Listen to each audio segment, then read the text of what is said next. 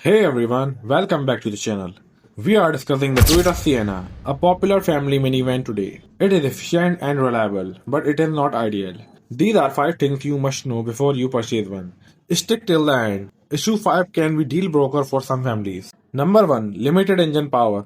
The later Sienna is a 2.5-liter hybrid powered good on fuel economy, but when it is crowded with people and stuff, it can be weak. Combining or bequeathing the highway, it's not the fastest. You will feel the difference in case you are accustomed to a V6. Number 2. Loud engine noise under load.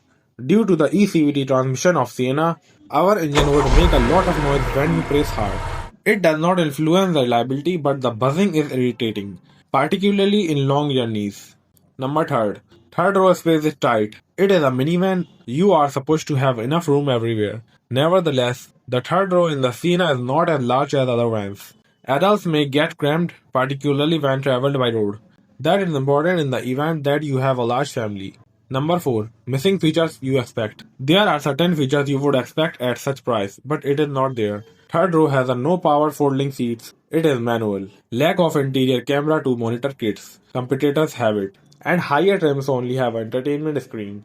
Number 5. Sliding door issues. Most of its owners complain that the power sliding doors are slow and glitchy, particularly during cold weather. Their closing is sometimes not complete, leading to wearings. It is frustrating when you are having children, shopping, or doing both. Toyota Sienna remains a good minivan, reliable, fuel efficient, and long lasting. It is these issues that would make you determine whether it fits your family. What did you find more disturbing of these? Write a comment below. I would like to know what you think.